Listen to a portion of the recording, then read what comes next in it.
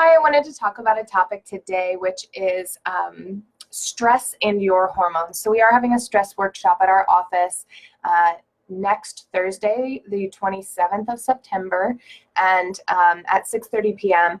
And so we are going to have a magnesium body scrub that my health coach will teach you how to make yourself and use to help relax your whole body.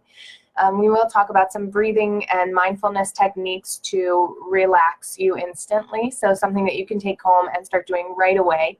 And then we'll talk about some of the science and the chemistry behind stress too. What is it? Why is it happening to you? How do you get it under control? And there's a lot of different ways. So I talked about gut health before and how it deals with anxiety and stress. Today I'm going to talk about stress and your hormones. So your hormones have a lot to do with your stress reactions. Cortisol is the stress hormone and is in the body and very present all over. So I wanted to talk about specifically, first of all, how do you know what's going on with your hormones? You don't just, you might feel like your hormones control your life, but you're not always sure exactly what's going on with it. And there is a test, which is a hormone panel. It takes urine and saliva samples, and you can run it, and it can give you tons and tons of information. So I'm going to show you an example of some of the information we gathered on a recent patient who let me use their confidential test results to show you what these hormone panels can reveal. So first, your sex hormones is what you typically think of when we talk about hormones, like estrogen, progesterone, testosterone. And so these things need to remain balanced. And for a female, they need to remain in certain percentages or balanced throughout your cycle, your hormonal menstruation cycle each month. And for men, you have to have a balance too. So women have testosterone, men have progesterone and estrogen. We all need a balancing act. So even cortisol, which is your main stress hormone, needs to be very balanced. A lot of people think, well, with cortisol, if I submit too much cortisol, I'm really stressed. If I submit too little cortisol, I'm not stressed.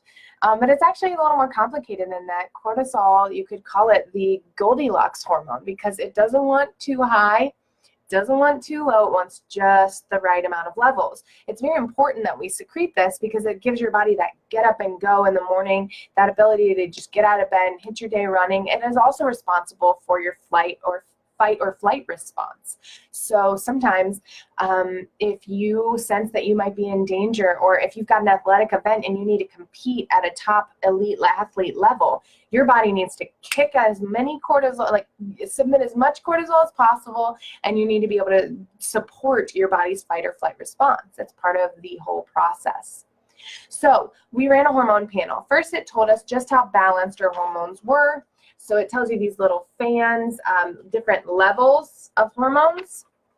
And I don't want you to just see the results either for her. So even though we have our information blacked out. So it tells us how much estrogen, progesterone, and testosterone do you have, and are they balanced? This can be responsible for things like tenderness in your breasts, for mood swings, for fatigue, for immune system problems, all kinds of things. Then it's going to tell us the precursor to your androgen hormones, DHEA. It's going to tell us those levels and if you're making enough of that. Then it's going to tell us how much salivary cortisol you make. Are you able to make enough cortisol? Do you make way too much cortisol? Once it does that, it's also going to show how each of these things breaks down. So on this chart, you've got a corner, this whole side over here is for androgens, so testosterone, DHEA. This whole section is for estrogen. And then this top corner here is for progesterone. It's going to show each hormone, how it breaks down into its different metabolites, where your body might be missing a chemical step in that process, and then how do we resolve this? So you don't have to take birth control, pump artificial hormones into your body just to try to get your cycle and your mood under control. There are natural supplements that can help support these things. We're going to go over those supplements at the workshop. And anyone who has concern, you can buy one of these tests as well. Then it's going to show you how much melatonin you make. So melatonin is a hormone. It's very responsible for getting rest at night, for processing through your cortisol as you sleep so that you don't wake up just as stressed as you went to bed. Your body should reset throughout the night. So it's going to show what happens to your cortisol. So how much do you make? Enough? Too little? What happens to it is 95% of it is usually stored. But how is it stored, and what might that mean for your stress levels and your anxiety or depression? It's also going to show the free-floating cortisol, which makes up about 1 to 5% of total cortisol. That's what can really wreak havoc on your body. So it's free-floating, the body uses it. What does it do with that? How does it what form is it in, and why? How can we help correct that? It's also going to show you this nifty little graph of throughout the day.